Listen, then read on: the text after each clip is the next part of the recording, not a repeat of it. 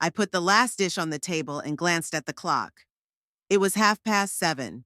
Valeria had promised to be here at 7 sharp with Ruben, and Diego was supposed to arrive a little earlier.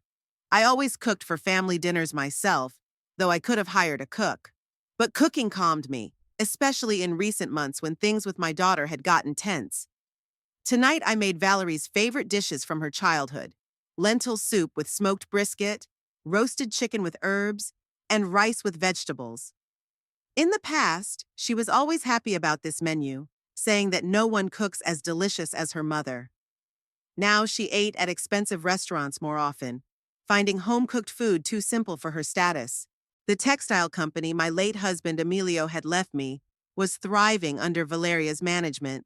6 months ago, I had handed over the management to her, leaving her with only a controlling interest. It seemed like the right thing to do at the time. Valeria had a good education at university, had interned in Europe, was ambitious and energetic. But the authorities changed her not for the better. Until 3 years ago, my daughter and I discussed every important decision. She would come to me for advice, tell me about problems in production, share her development plans. Now I learned about what was going on in my own company from third parties or from the documents Diego brought home. Diego showed up first, punctual as always. My youngest son worked as a manager in a bank and, unlike his sister, had maintained respect for family traditions. He kissed me on the cheek and helped me set the place settings. He was holding a bouquet of white roses. He always brought flowers to family dinners. "Mom, you look tired," he said, adjusting the napkins and putting the roses in the vase. "The usual stuff, son. How are things at work?" "It's okay. They approved a loan for a small sewing shop today. The owner reminded me of you when you were young, when you were just starting to help your daddy with the business. She started from scratch too, just like you did back then." I smiled, remembering those times. Back then, Emilio and I worked side by side, discussing every important decision. He never took me for granted and always consulted me, even when the company started making serious profits. "Estrella, you are my most important partner," he used to say. Valeria didn't remember that or didn't want to remember it. "And Valeria, it's been a long time since I've seen her normally," Diego continued, pulling a small box out of his jacket. "By the way, I bought her an engagement present, pearl earrings. Remember how she used to dream about pearl jewelry when she was a little girl?" I took the box and opened it. The earrings were dainty and beautiful, obviously expensive for a bank teller. Diego had spent a good portion of his paycheck on them. "They're beautiful, son, but I'm afraid she'll find them too plain. She has different tastes now." Diego frowned. "What do you mean?" I wanted to explain, but the sound of a car in the yard interrupted our conversation. Valeria arrived in her new red sports car that she bought last month. I had seen its value in the company documents. The amount was equal to the annual salaries of our 3 experienced seamstresses. The car was registered to the company as a company car, though only Valeria drove it. She parked right in front of the entrance, blocking the driveway for other cars. In the past, we always left cars on the side so as not to disturb the neighbors, but Valeria didn't seem to think about such little things anymore. Valeria entered first in high heels, wearing an expensive suit from a famous designer. The suit was cream-colored, emphasizing her slender figure, but it looked too formal for a family dinner. She was followed by Ruben, a sturdy man with a kind face who always seemed too soft for my bossy daughter. He worked as an engineer at an oil refinery and made a good salary, but not as much as Valeria. He was wearing a simple dark suit that he had been wearing for years. "Mom, we can't stay late," Valeria announced instead of greeting, without even taking off her shoes. "We have an important meeting with the wedding organizers tomorrow at 8 in the morning. Then we have to go to the photographer for a test shoot, and in the evening to the tasting at the restaurant." She didn't even kiss me, just lightly touched my cheek with her cheek, trying not to ruin my makeup. Ruben shook my hand awkwardly and hugged Diego warmly. I noticed that he looked tired, shadows under his eyes. "What's up, Ruben?" I asked as I led the guests into the dining room. "How's the factory?" "It's a lot of work, Estrella. We're modernizing the equipment, which requires constant supervision. But it's going well." "Ruben got a promotion," Valeria added, but there was no pride in her voice for her fiancé. "Now he's a senior engineer, although his salary is still 3 times less than mine." Reuben blushed at that remark. I hurried to change the subject. Sit down, please. I'll serve dinner. We sat down at the table and I began to pour the soup. Valeria immediately took out her cell phone and began to dial something, not paying attention to the family. Valeria, why don't you put the phone down? I gently suggested. Mom, these are work issues. Tomorrow we have important negotiations with suppliers from Guatemala. They want to raise cotton prices, and I have to convince them otherwise. But it's a family dinner. Money talks, Mom. If I don't answer this letter today, we could lose a lucrative contract tomorrow. She continued typing without looking up. Reuben and Diego looked at each other. Such behavior had become the norm for Valeria in recent months. So the wedding will be at the Grand Palacio Hotel? I asked, handing over plates of soup. Valeria finally lifted her head from the phone. Of course.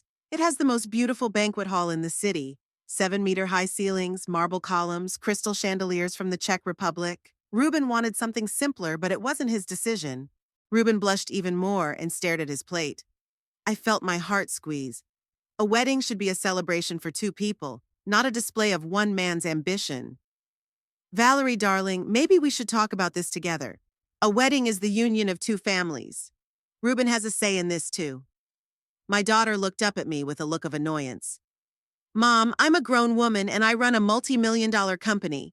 I think I can handle planning my own wedding. Of course you can. I just wanted to offer to help. Maybe we should consider a more intimate setting, in the garden at our house or a small restaurant. Remember how beautiful it was at your cousin Letitia's wedding? Letitia married a geography teacher, Valeria snorted. They didn't even have money for a decent dress. And I'm the head of a big company, and my wedding should be in keeping with my status. But Letitia was so happy. Mom! Valeria put her spoon down sharply, spilling the soup. This is my day, the most important day of my life. I'm not going to save money and have some modest dinner for my relatives. I felt my cheeks begin to burn. Does she think our family traditions are something to be ashamed of? After all, Emilio and I were married in the same house, in the same home, and it was the happiest day of my life. I'm not talking about saving money, Valeria. It's just that sometimes the moments dearest to your heart happen in simple surroundings, among people close to you. Just what? Just that you're used to a time when people made do with little? The world has changed, Mom. There are different standards now. People judge you by how you look, where you live, what you drive, how you celebrate important events. Diego put his fork down and looked at his sister. Valeria, Mom's right. A wedding is no reason to brag. What matters is love, and the fact that two people want to be together. And the rest? And you don't say a word, Valeria exploded. 24 years old, you live with your mother, get pennies in the bank, and dare to give me advice. Maybe you should fix your life first. Find yourself a girlfriend, get away from your mother's skirt? Diego turned pale. I could see how painful it was for him to hear that. He hadn't really gotten married yet and was living with me, but only because he wanted to help me cope with the loneliness after my father died. And his salary was quite decent for a young professional. He was even saving for his own apartment. Valeria, don't you dare talk to your brother like that. I couldn't stand it. Diego is a good man. He works, helps me, takes care of the family. And you? What about me? Am I a bad daughter? I took our company to the next level. In 6 months, our profits are up 30%. We opened 2 new shops, hired 50 people. Yes, and you forgot where you came from, I said quietly. Mom, I'm telling the truth, Valeria continued, not listening to me. Diego is a loser who is afraid to take responsibility, and you're covering for him like you always do. You're both living in the past, and I'm looking to the future. There was a heavy silence. Reuben stared at his plate, clearly wishing he were anywhere but here. He ate his soup quietly, trying not to draw attention to himself. Diego gritted his teeth but didn't say anything. I knew he didn't want to make a scene, especially in front of Reuben. Uneaten dishes littered the table. I'd spent half the day making dinner, and now no one wanted to eat. Valeria picked up the phone again, signaling that the conversation was over for her. Okay, I said slowly, trying to stay calm. Tell us about your plans. I'd like to know how the celebration will go. Valeria put the phone away and squared her shoulders, satisfied that she'd gotten the upper hand in the argument. Her eyes lit up. She loved to talk about her accomplishments and plans. 200 guests, she began, pulling a notepad from her purse. A symphony orchestra of 12 musicians, professional photographers, a whole team, video shooting with 2 cameras. I've already ordered a dress from Veronica Salinas she sews for the wives of ministers and ambassadors. 3 fittings, hand embroidery, real pearls. 200 people? I couldn't resist. But we don't have that many acquaintances and relatives. There will be colleagues, business partners, clients of the company, suppliers, Valeria listed. It's a great opportunity to make new connections. Imagine how many contracts can be concluded in one evening. So the wedding turns into a business event. I glanced at Reuben, who remained silent, nodding occasionally at the bride's words. What does the groom think?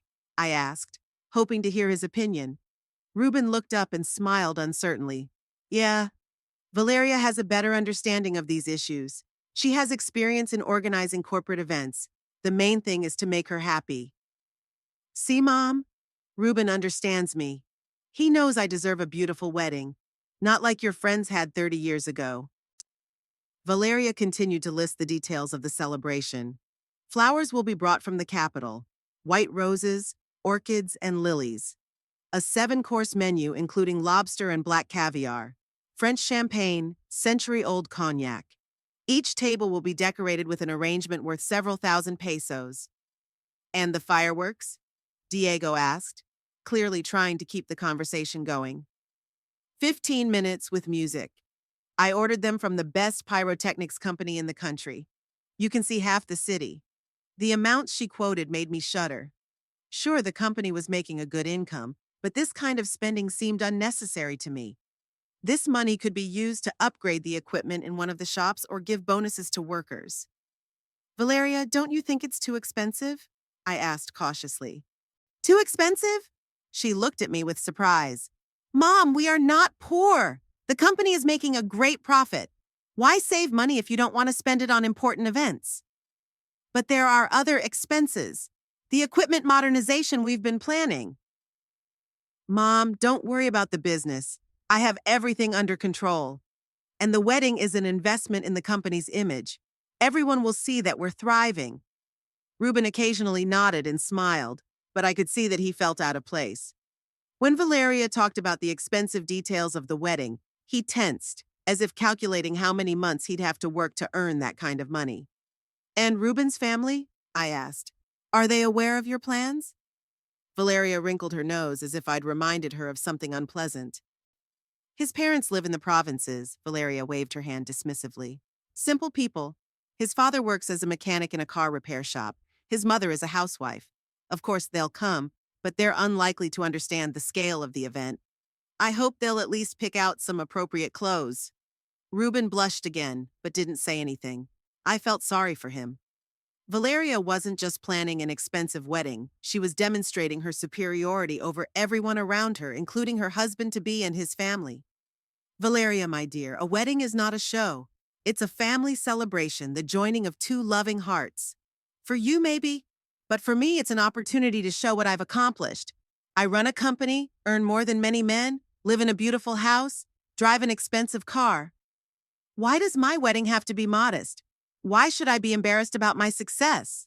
I wanted to say that happiness is not measured by money, that true love does not need expensive decorations. But I realized, useless. Valeria has already decided everything for everyone, including the groom. What will the priest say? Diego asked. Father Manuel, who baptized us as children. No, Father Manuel, Valeria cut off. The wedding will be conducted by the Archbishop. I have already arranged through our business partners.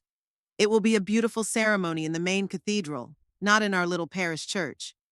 Diego raised his eyebrows in surprise. But Father Manuel has known our family for over 20 years. Diego, stop clinging to the past. We had risen above the level of being married by a simple priest in a neighborhood church. I wanted to remind my daughter that it was in that simple church where her father and I were married, where she and Diego were baptized. But I knew that now it would only increase the conflict. Okay, I said, getting up to serve the main course. What do you need me to do? How can I help? Valeria perked up and pulled out her notebook again. Oh, I have a whole list. You can take care of the invitations. They need to be sent out to all the guests personally. Supervise the decoration of the hall. I'll show you sketches, which must be accurately realized by florists. Meet guests at the entrance and escort them to the tables. Make sure that the waiters serve the food and change the utensils on time, and generally supervise that everything goes according to plan. I'll have a minute-by-minute schedule. So I'm going to work your wedding? Mom, don't be so dramatic. You'll be helping. Isn't that what mothers do? Don't you want my wedding to be perfect? I felt anger rising up inside, but I held it back. At Valeria's wedding, I really wanted to help, but not as a maid, but as a mother of the bride who is happy about her daughter's happiness. And maybe it's better to hire a professional organizer? I have money, I can pay. Why spend extra money when you have you? Besides, who knows better than a mother what it takes to have the perfect wedding? You want to be a part of my celebration, don't you? Valeria smiled, but there was no warmth in her smile. She had simply decided that I would run her errands, and she didn't even allow the thought of refusal. You'll need an assistant, she added. You can take Diego. Let him be useful to the family for once in his life. Diego clenched his fists but didn't respond to the insult. When do you plan to get married? He asked, clearly trying to calm the conversation. A month from today, on the 23rd, everything is almost ready. All that's left is the final details. A month from now? I was surprised. But it takes time to prepare such a large-scale event. Mom, I told you it's almost done. All that's left is for you to do. Invitations, decorating, greeting guests. It's not that hard if you put in the effort. The dinner continued in a strained atmosphere. Valeria talked in detail about what dresses the 5 bridesmaids would have, each costing more than a month's salary of an ordinary worker. About what champagne she had ordered for the toast, a bottle for every 2 guests. About the fireworks, which would last a quarter of an hour and cost the price of a car. Reuben listened to all this in silence, nodding occasionally. I noticed that he hadn't touched his food. Apparently, he had lost his appetite from the excitement. Diego ate in silence too, still reeling from his sister's harsh words. Diego, by the way, Valeria suddenly turned to her brother, you'll need to take a week's vacation to help Mom with the preparations. A whole week? He was surprised. Of course. Do you think such an event is organized in one day? I'd have to meet the caterers, supervise deliveries, help decorate the hall. Your job at the bank isn't important enough to jeopardize my wedding. Diego wanted to object, but I discreetly touched his arm under the table. I shouldn't have escalated the conflict. The next day after the family dinner, I woke up with a heavy feeling in my soul. Valeria's words about living in the past had been running through my head all night. Maybe she was right. Maybe I really am behind the times and don't understand the modern realities of business. After breakfast, I decided to take a walk around the city to unwind. I went to a cafe where I often met with my friends and bought some fresh newspapers. Reading the financial news, I thought about the company. Despite all the disagreements with my daughter, I was proud of how our turnover had grown. Valeria was indeed a good manager, although I didn't always like her methods. Around noon, I got a call from Paloma Hernandez, my best friend since high school. We'd known each other for over 30 years, and she was the only person I could talk to frankly about family problems. Estrella, I have news for you, she said without preamble. Can you come to my place? It's better to talk when we meet. Paloma worked as a chief accountant in a private medical clinic and often had to deal with the financial issues of different companies in the city. Her husband was a lawyer at a large bank, so she often learned business news before anyone else. I arrived at Paloma's house a half hour later. She lived in a small but cozy house in the center of town, where we had spent many evenings over coffee, discussing life, children, and work. Paloma greeted me with a concerned face. Sit down, girlfriend. You want a coffee? Sure. You look worried. What's wrong? Paloma put a cup of flavored coffee in front of me and sat down next to me. Her usually calm face was worried. Rodrigo came home yesterday and told me about a conversation at the bank. It seems that your Valeria is planning to take out a very large loan. I put the cup down before I could take a sip. A loan? What loan? She didn't tell me anything. Rodrigo said it was a serious sum, several million pesos. Allegedly to expand production, buy new equipment, rent additional space. My heart was racing. Such decisions had to be approved by the board of directors and, most importantly, by the majority owner of the shares, that is, by me. According to the company's bylaws, loans over a certain amount could not be made without my written consent. But that's impossible, Paloma. Such a loan requires my authorization. Valeria knows that very well. Rodrigo said she presented herself as a full director of the company. Maybe the bank doesn't know that you own the controlling interest. I felt my mouth go dry. Had my daughter decided to go behind my back? Had she become so obsessed with her power that she had forgotten the basic rules of business? When is this supposed to happen? I asked. Rodrigo said the negotiations are scheduled for today. They may already be underway. I got up and started pacing around the room. My thoughts were jumbled, but one thing was clear. I had to go to the office immediately and find out what was going on. The company was my late husband's life's work, and I would not let my daughter make such serious decisions alone. Estrella, maybe you're wrong, Paloma suggested gently. Perhaps Valeria simply forgot to warn you, and the documents are going to show later. No, friend. If it was a normal work loan, she would have told me. But this is a lot of money. It's a big decision that could affect the future of the whole company. Paloma nodded, understanding my concerns. Then go and deal with it. But try not to make a scandal. Valeria's stressed about the wedding, and she might react inappropriately. I thanked my friend for the information and went to the company office. On the way, I thought about how best to approach the conversation with my daughter. On the one hand, I had every right to know about all major financial decisions. On the other hand, I didn't want to undermine Valeria's authority in front of the employees. The office of our textile company was in a modern building in the business district of the city. When Emilio and I started the business, we had only 2 rooms in an old industrial district.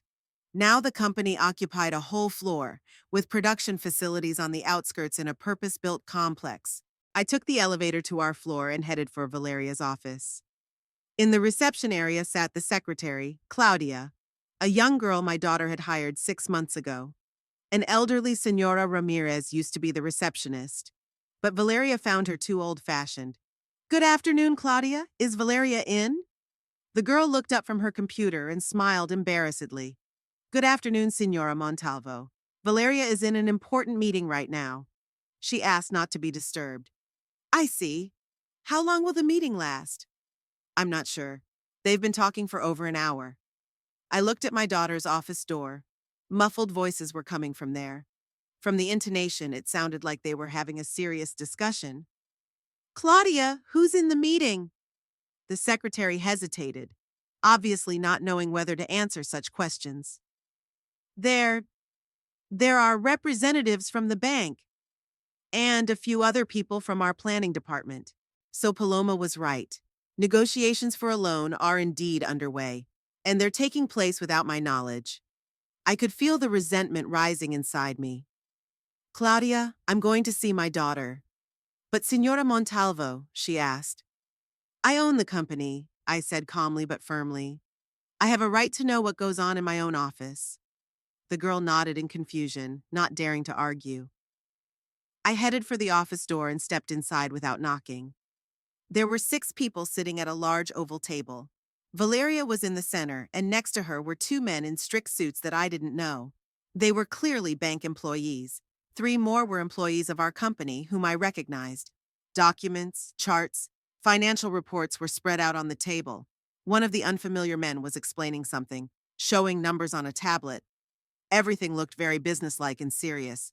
When I entered, the conversation was interrupted. Valeria looked up, and I saw a flash of irritation in her eyes. "Mom? What are you doing here?" "I wanted to talk to you, dear. I heard you had an important meeting." One of the bankers stood up politely. "Good afternoon. We can interrupt if we need to." "No," Valeria said sharply. "This is my mother." "Mom, we're in the middle of some serious negotiations. Can you wait in the waiting room?" I felt humiliated by the way my daughter spoke to me in front of strangers, as if I were an annoying visitor, not the owner of the company. Valerie, I think we should talk, especially if it's about the loan. There was an awkward pause. The bankers looked at each other. The company's employees lowered their eyes in embarrassment. Valeria, on the other hand, straightened up and looked at me defiantly. Mom, I ask you to leave the office. We'll discuss all the issues later at home. Valeria, if there's a big loan to be made, I need to know about it, according to the company's bylaws. According to the charter of the company, I am the managing director and have the right to negotiate, raised her daughter's voice. The bankers clearly felt uncomfortable witnessing a family conflict. One of them tried to diffuse the situation. Perhaps we should reschedule the meeting? No, Valeria said firmly. We will continue our work. Mom, I'm asking you to come out. I stood in the middle of the office feeling extremely awkward. On the one hand, my daughter was right. I shouldn't have made a showdown in front of strangers. On the other hand, she had put me in this position by withholding important information. Okay, I said, but we'll talk after the meeting. Sure, Mom, call me tonight. I left the office, feeling my cheeks burning with shame. In the waiting room, Claudia looked at me sympathetically, but didn't say anything. I took the elevator down and got into my car, not knowing what to do next. Should I go home and wait for my daughter to call? But what if she never called? What if the loan was already approved and the money went into the company's account without my knowledge? I pulled out my cell phone and dialed Valeria's number. There was no answer. I tried again after 5 minutes. Same result. Apparently, my daughter had decided to ignore my calls. That evening, I went to Paloma's again. My friend met me with a worried look on her face. How did it go? Did you find out? I recounted what had happened at the office. Paloma shook her head as she listened to my story. That's too much, Estrella. That's no way to treat your mother, especially in front of strangers. I don't know what to do, Paloma. On the one hand, I don't want to interfere with her work. On the other hand, it's my company, and I have the right to know about all important decisions. We were sitting in Paloma's living room drinking tea. It was already dark outside the window, but I didn't want to go home to an empty house and heavy thoughts. Does Diego know about his sister's plans? Paloma asked. I don't think so. Valeria rarely involves him in the company's affairs. She thinks he's too soft for business. Maybe we should talk to him. Let him try to get the details from his sister. I shook my head. After last night's dinner, they're hardly talking. Valeria told him off rather rudely. Paloma stirred her tea thoughtfully with a spoon. You know, Estrella, I think it's time to have a serious talk with my daughter. Not at home, not in front of her fiancé or her brother. One-on-one, like grown-ups. I'm afraid she won't listen to me. Right now, Valerie thinks I'm out of touch with life and I'm interfering with her work. Then remind her who the real owner of the company is. Sometimes people need clear boundaries. We talked for another hour, discussing various solutions to the situation. Paloma suggested going to a lawyer to officially notify the bank about who owns the shares. But I wanted to try to resolve things amicably first. When I arrived home, Diego was already asleep. There was a note on the kitchen table. Mom, dinner is in the fridge. Valeria called to tell me that the meeting went well. So the loan had been approved, and my daughter didn't even find it necessary to inform me personally. I took a plate of food out of the refrigerator, but I didn't feel like eating. Too many emotions in one day. Sitting alone in the kitchen, I thought about how our relationship with Valeria had changed. A year ago, she regularly consulted me on work issues, told me about the company's development plans, and asked for advice. Now I was hearing about important decisions from outsiders. Maybe we should have established clearer rules earlier? Should I have spelled out in documents which decisions require my mandatory consent? But it seemed unnecessary at the time. I trusted my daughter and was sure she wouldn't go behind my back. Around midnight, I tried calling Valeria again. The phone was disconnected. Apparently, the daughter decided that a conversation with her mother could wait until tomorrow, or maybe even longer. The morning of the 23rd began with a phone call at 7:30.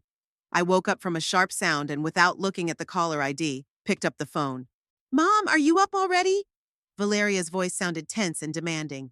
Valeria? What time is it? What happened? Nothing's wrong. It's my wedding day and I need you at the restaurant by 9 in the morning. The florists have to bring the flowers and I can't supervise their work. I have a hairdresser and makeup artist. I sat up on the bed trying to finally wake up. In the last 2 weeks since the loan story, My daughter and I had hardly spoken at all.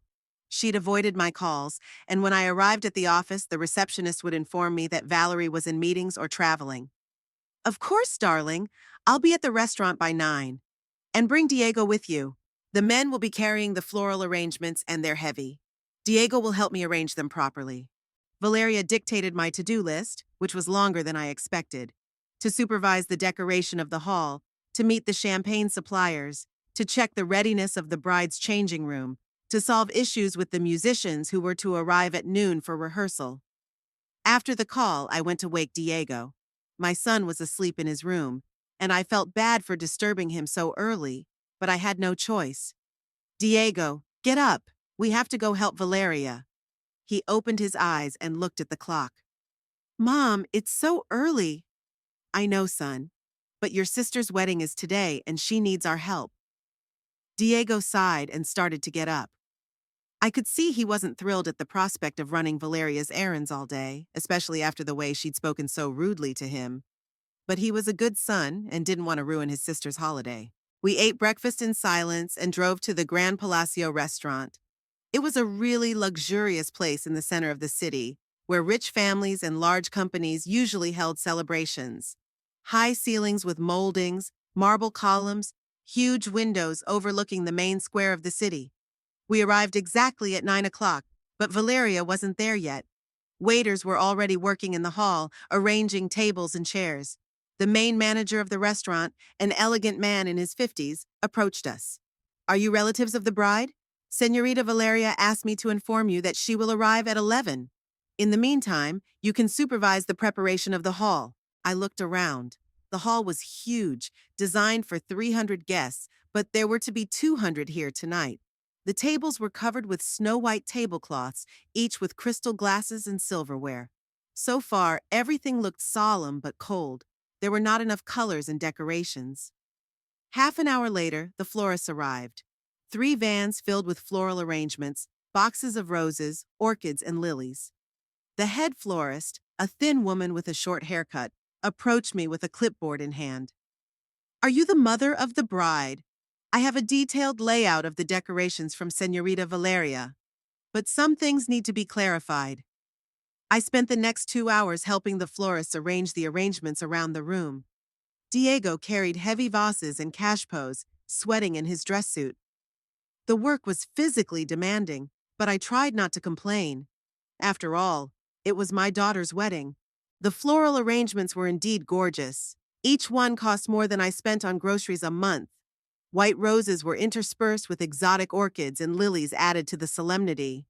On the main table, where the newlyweds were to sit, there was a huge composition almost a meter high. By 11 o'clock, other vendors began to arrive at the restaurant. Men in uniform brought additional cases of champagne and expensive wine.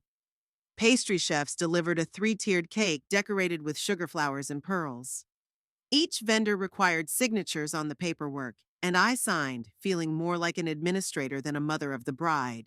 Valeria didn't show up until 12:30 when most of the work was done. She looked gorgeous. Her hair was styled in an elaborate style. Her makeup was flawless, though she was still wearing her usual costume. The bride's dress was hanging in a special room upstairs. Mom, how's it going? Is everything ready? She asked, glancing around the room. Almost done, dear.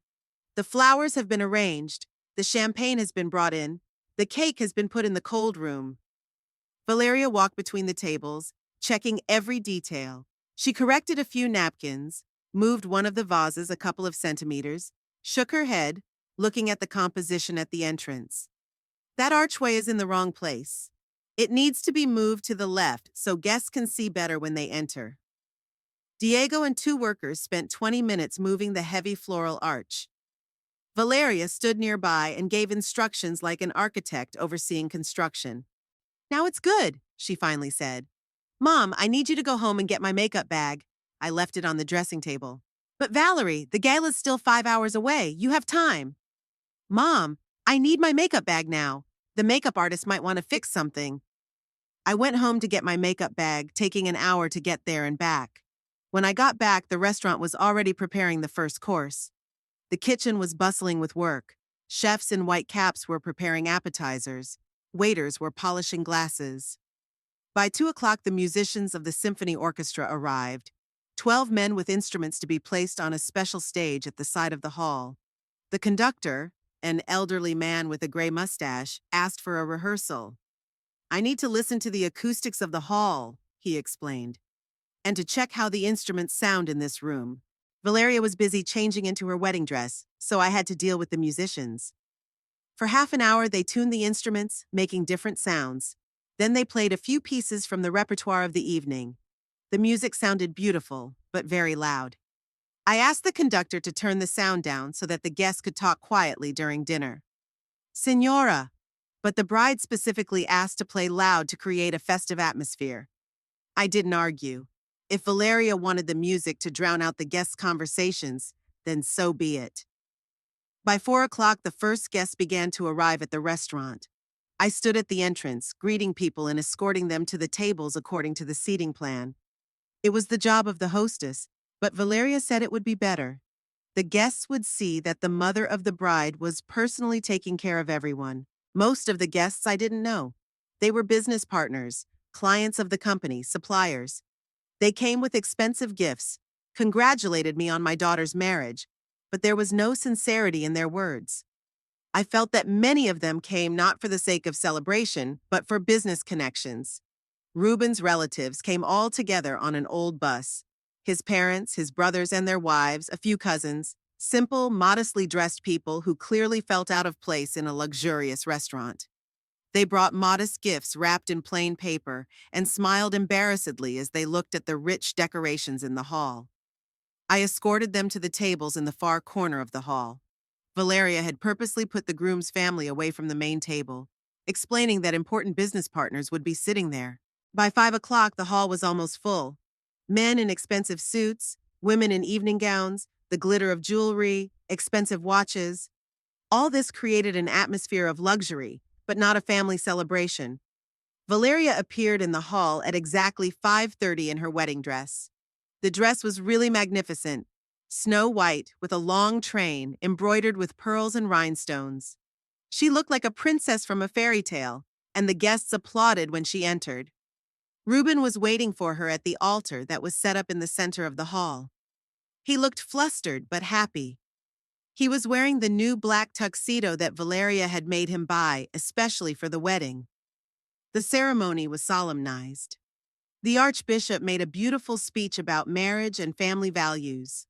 The newlyweds exchanged rings and kissed to the applause of the guests. The orchestra played a solemn march. Photographers clicked their shutters. After the ceremony, the banquet began. Waiters served exquisite dishes, champagne, and expensive wines were flowing.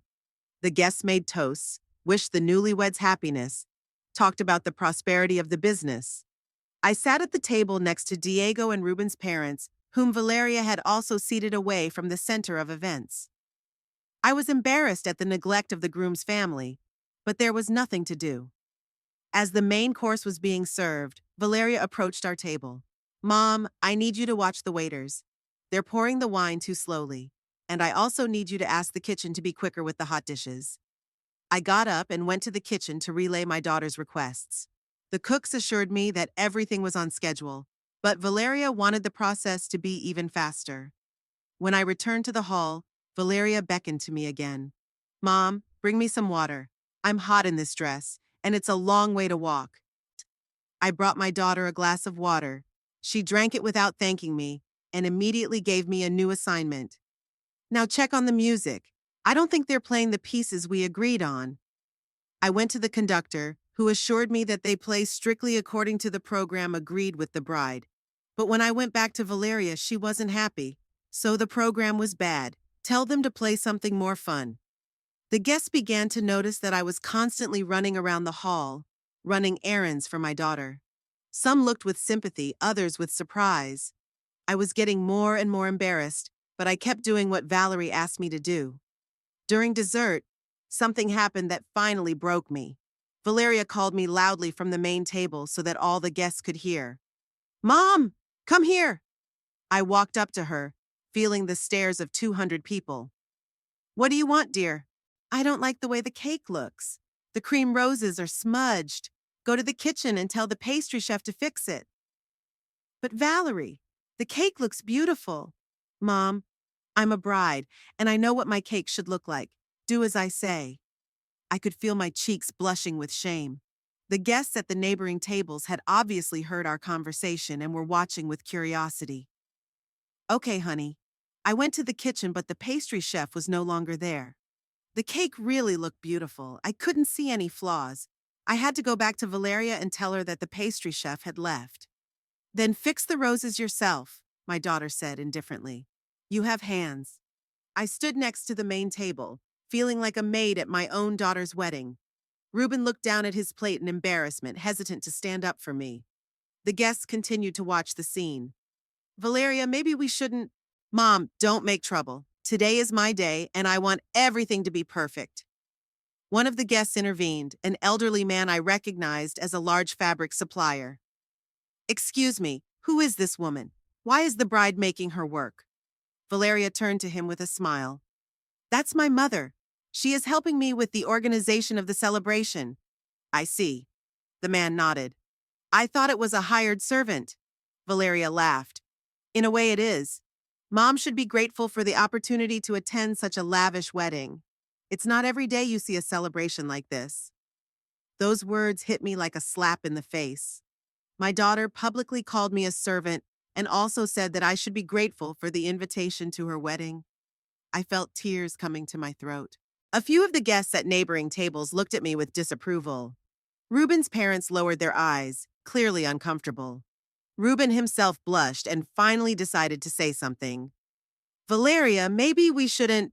Reuben, don't interfere. You don't understand the relationships in our family. I could no longer bear such humiliation. Tears flowed down my cheeks, my breath hitched. Without saying a word, I quickly went to the exit of the hall. Behind me, I could hear the muffled voices of the guests discussing what was happening. Some sympathized with me, some condemned Valeria, some were just surprised at what they saw. I reached the second-floor restroom and locked myself in one of the stalls. Tears were pouring down and I was sobbing, trying to calm down. How could my daughter do this to me? In front of 200 guests, in front of the groom's family, in front of business partners. A few minutes later, I heard the bathroom door open. Mom, are you here? It was Diego's voice. I wiped my tears and stepped out of the stall. Diego, what are you doing here? My son put his arms around me and held me tight. Mom, I saw what happened. Valeria went too far. That's no way to treat your own mother. She called me a servant, son. In front of all the guests. She said I should be grateful. I know, Mom. I heard it all. It was cruel and unfair. We stood in the bathroom, arms around each other. I was crying on my son's shoulder and he was stroking my head softly, just like when I used to comfort him when he failed. What do I do, Diego? How do I go on with my life knowing that my daughter feels this way about me? I don't know, Mom. But what I do know is that you don't deserve to be treated like that. Valeria forgot to whom she owed everything she had. The day after the wedding, I woke up feeling devastated. Valeria and Reuben were supposed to leave for Cancun early in the morning, but there was no call or text from my daughter. She hadn't even thanked me for helping her organize the gala. Diego left for work without mentioning yesterday's events. He understood that I needed time to think about the situation. We drank coffee in silence over breakfast, and I could see the sympathy and concern in his eyes. Around 10 o'clock in the morning, I got a call from Paloma. Estrella, how are you? How was the wedding? I told my friend about what had happened at the restaurant. Paloma listened in silence, with only occasional gasps of indignation. It's not just rude anymore, she said when I finished. It is outright cruelty. That's no way to treat a mother. I spent all night thinking about what was happening to Valeria. She used to be different. Sure, she was always ambitious, but she wasn't cruel. Power changes people, my friend, especially those who get it too fast and too much. We talked for about an hour. Paloma suggested different options for resolving the conflict: family therapy, a frank conversation with Valeria after returning from the honeymoon, even the temporary suspension of her daughter from the management of the company. But all these options seemed unrealistic to me. After talking to my friend, I decided to take a walk around the city. I needed to unwind and think about the future. I didn't want to go home and sit alone with heavy thoughts. I reached the central square where the main cathedral was located. Valeria and Ruben had been married here yesterday, and today the square was almost empty. A few tourists were taking pictures of the architecture, and elderly people were feeding pigeons on the benches. As I sat on one of the benches, I thought about how my life had changed over the past year. After Emilio's death, I had handed over management of the company to my daughter, hoping it would help us grow closer. Instead, Valeria had become distant from the family and treated me like a nuisance. Maybe it was my own fault for what happened. Maybe I gave power to a young and inexperienced girl too soon. Emilio always said that business requires not only education, but also the wisdom that comes with the years. By lunchtime, I got home and found a message from Valeria on my answering machine. Mom, we flew to Cancun. We'll be back in 10 days. While we're gone, don't come into the office unnecessarily. The deputy will handle all important matters. Even in the answering machine recording, my daughter managed to give me directions. As if I wasn't the owner of the company, but a nosy relative who might interfere with work. The next few days were spent thinking and trying to figure out what to do next. I talked a lot with Paloma, read business literature, and studied company documents. Gradually, a solution matured in me, which at first seemed unthinkable. Valeria had forgotten the main rule of business: respect for partners and owners. She considered herself irreplaceable, but any manager can be replaced. But the owner of the controlling stake always remains in charge. On the 5th day after the newlyweds left, I called Angel Velasquez, the director of the largest competing textile company in town. We had met several times at business events, and he had always shown interest in our venture. Angel was an experienced businessman of 45 who had built his company from scratch in 20 years.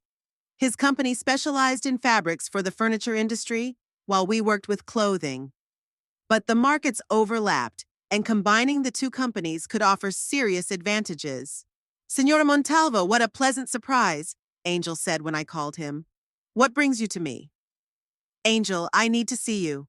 I have a business proposal that might interest you.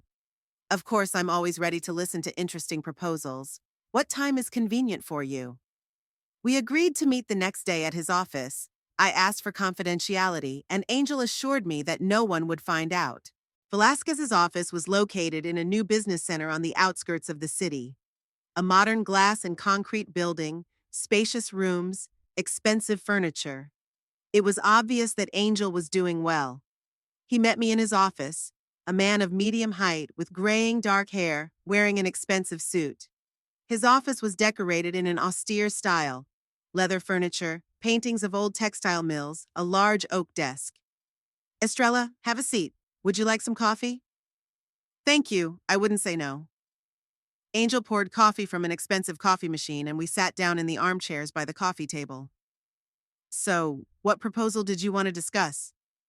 He asked, looking at me carefully. I took a deep breath, realizing that I was about to say the words that would change my life. Angel, I want to sell you controlling interest in my company. He raised his eyebrows in surprise and set the cup aside. That's unexpected. Is your daughter aware of this decision? No, and I don't want her to know until after the deal is done. Angel leaned back in his chair, studying my face. Forgive me for asking directly, but why do you want to sell a thriving company? And why me? I told him about how Valeria had changed in recent months, about her dismissive attitude toward me, about what had happened at the wedding. Angel listened attentively, not interrupting. I understand, he said when I finished. Family business often leads to such conflicts. How much are you considering?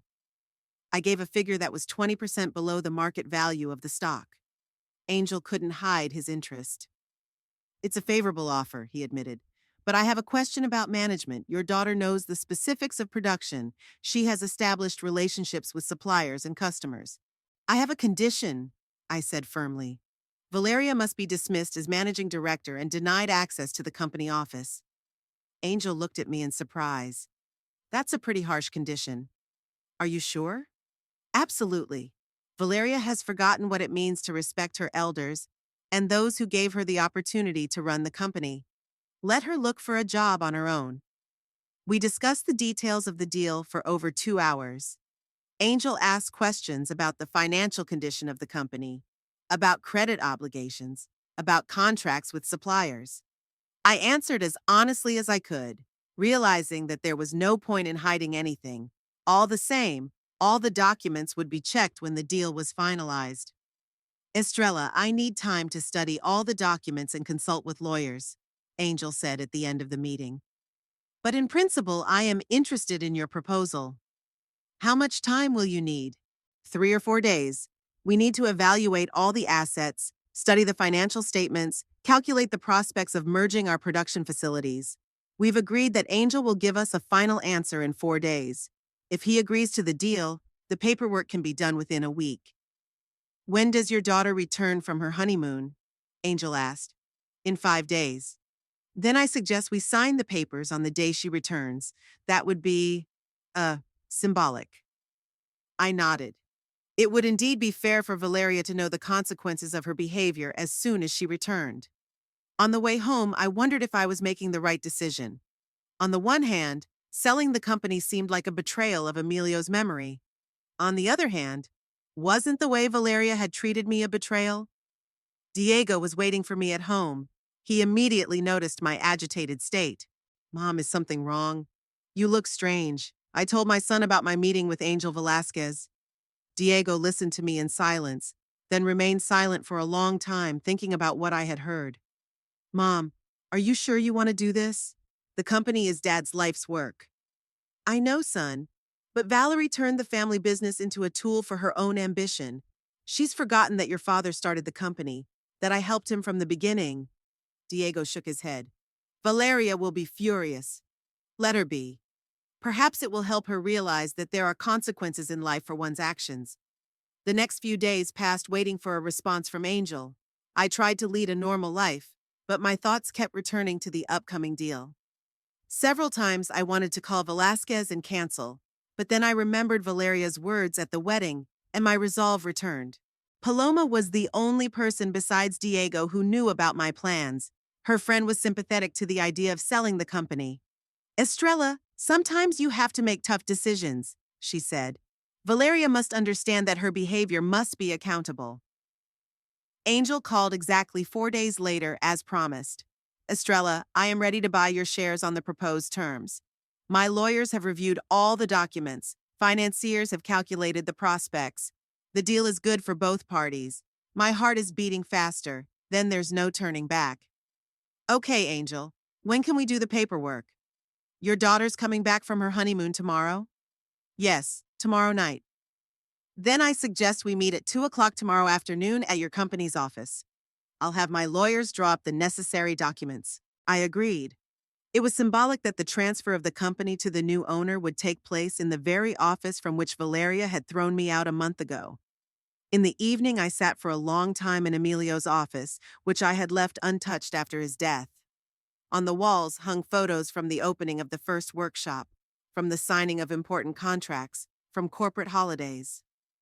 I was next to my husband in all the pictures. Emilio never made an important decision without my input. He said that I was his most reliable partner and advisor. Valeria had forgotten that, or never realized it. I took from the table a picture of Emilio and me standing next to a newly started loom. At the time, we thought we were building a family business that would be passed down from generation to generation. But a family business requires respect for the family, not neglect. Forgive me, Emilio, I whispered, looking at the photograph.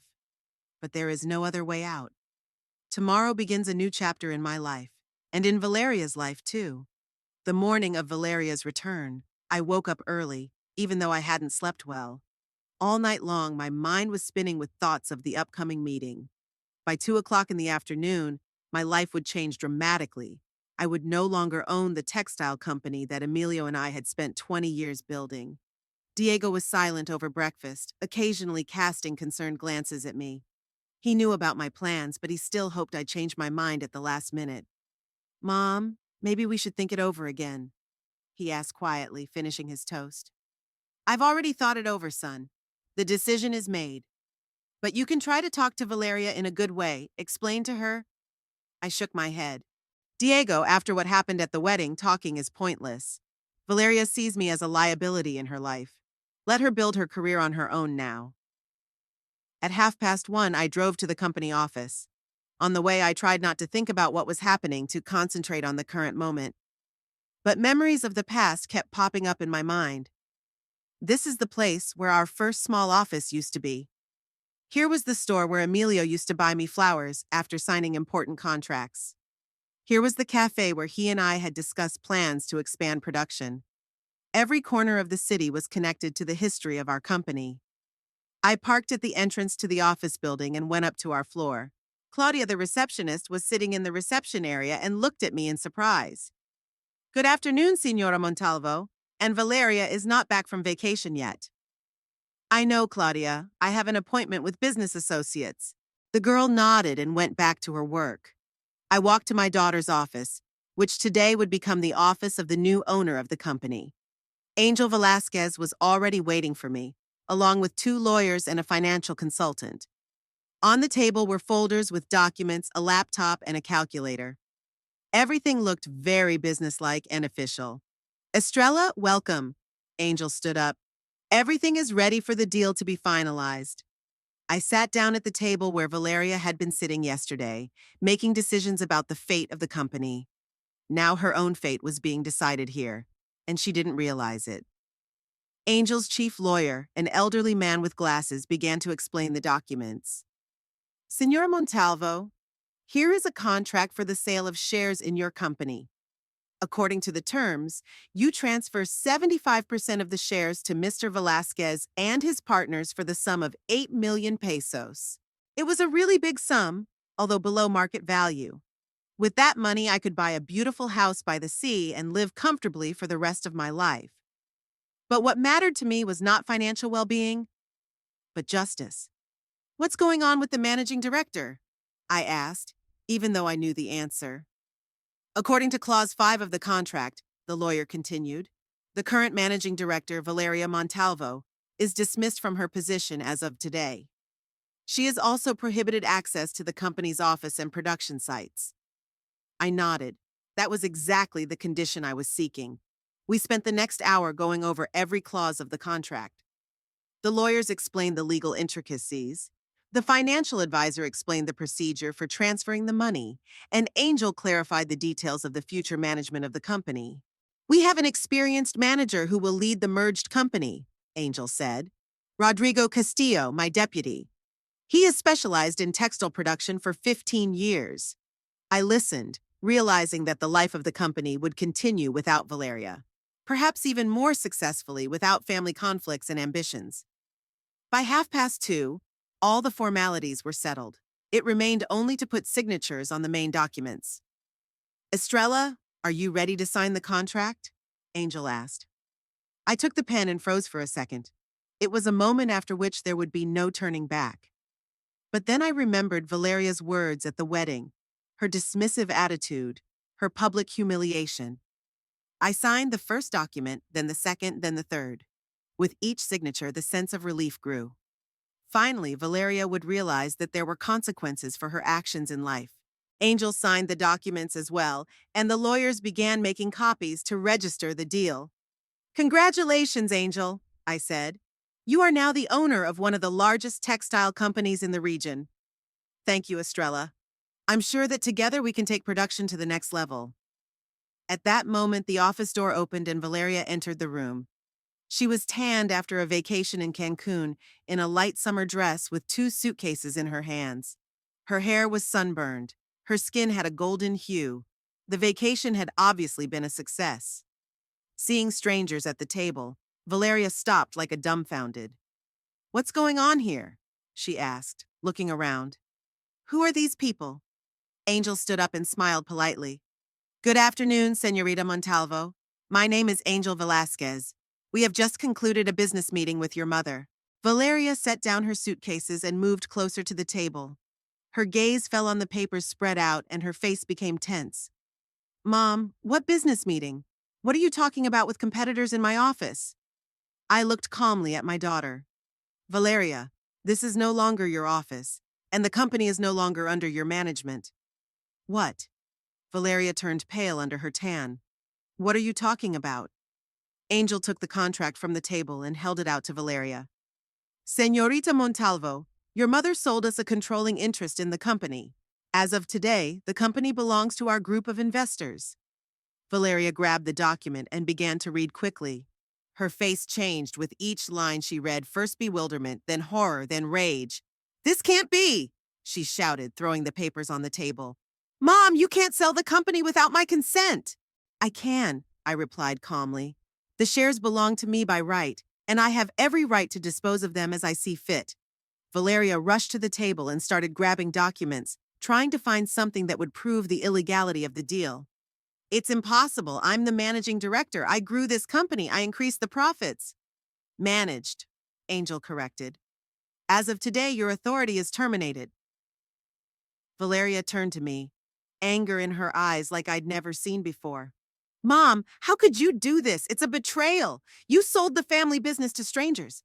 "I sold the company to people who respect others," I said firmly, "which is more than I can say for you."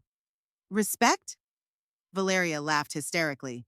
"Are you talking about respect? You betrayed your father's memory." The words hurt my heart, but I held back. "Your father would never have allowed himself to treat me the way you did at your wedding." Valeria was silent for a moment, apparently remembering that evening.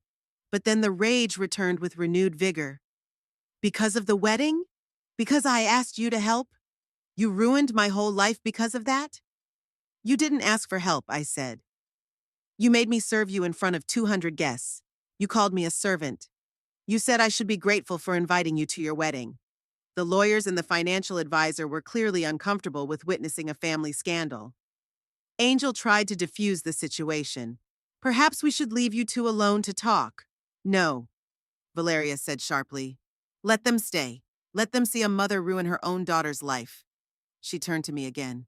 "You think this is going to solve our problems? You think I'm just going to suck it up and walk away? I think you'll finally realize that there are consequences for your actions in life," I replied. "I'm going to sue!" Valeria screamed. "I'll challenge this deal. I'll prove that you were under psychological pressure." "Sue," I said calmly. "All the documents are correct. There are witnesses, and most importantly, the shares really belong to me." Angel stood up and gestured to the door. "Señorita Montalvo, I'm afraid you'll have to leave the office. Our employees are working here today." "This is my office!" Valeria shouted hysterically.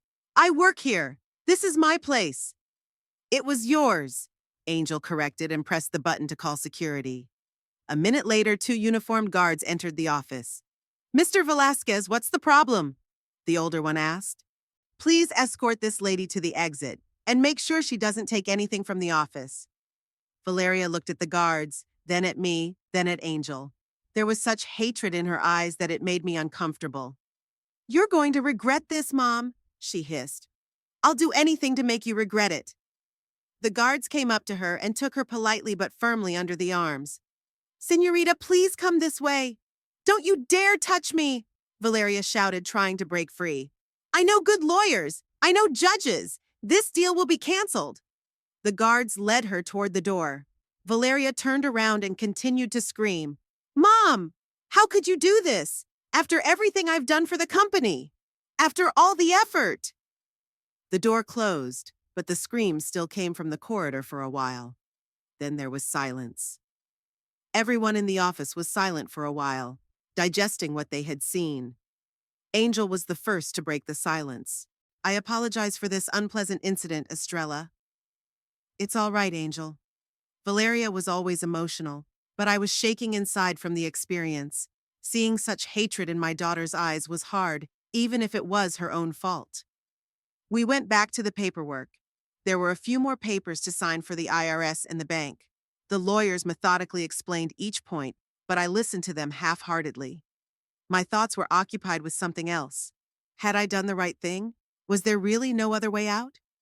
But then I remembered the wedding, Valeria's words that I should be grateful, and my doubts receded. By 3 o'clock, all the formalities were complete. Angel shook my hand.